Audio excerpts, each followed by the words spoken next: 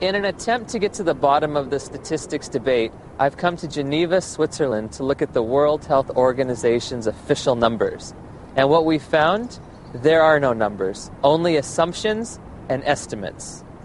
How are the monies divvied out to states for AIDS prevention or AIDS treatment? How is government monies sent out to different states and communities? The more AIDS you have, the more money you get. Exactly.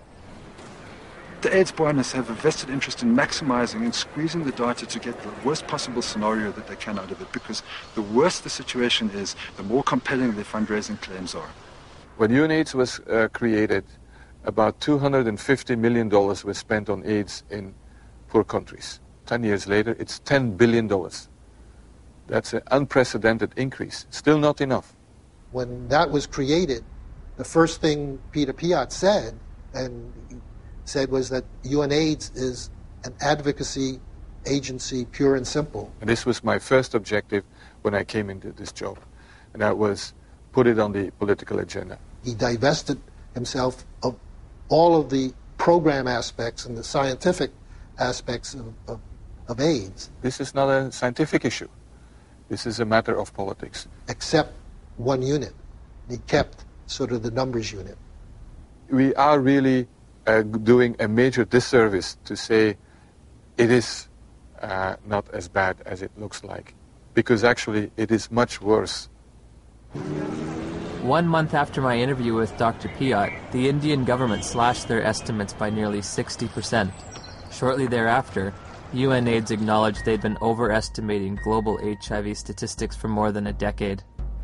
They've painted themselves into a corner, and now their house of numbers is falling apart.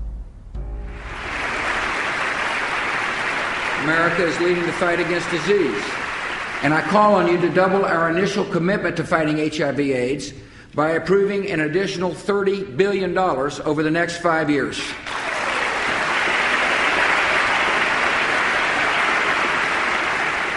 Global corruption, misuse of statistics, in order to convince people that there's one hell of a problem out there, guys, and we've got to go and do something about it. If you look at the real world, how many people are infected, diagnosed to be infected, and eligible for treatment. There are very few compared to the number. In April of 2008, Congress approved a $50 billion expenditure for AIDS treatment and prevention. The vast majority of the world's population is not at any measurable risk of HIV infection. No measurable risk. Growing up in the age of AIDS, I was taught there were 3 certainties in life: death, taxes, and contracting HIV from unprotected sex. If you don't use a condom, there's a lot of chances that you can actually get the killer disease that is AIDS.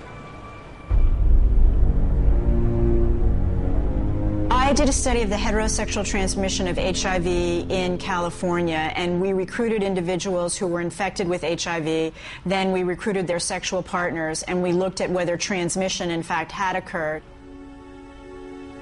Padian runs a study. It's a 10-year study with the world's most virulent, terrifying sexually... this thing jumps, off of penises into vaginas miles away. How many of them do you think, after 10 years, with the world's most terrifying, virulent, sexually transmitted disease, came up positive? Nobody. Nobody. Nobody who was negative came up positive.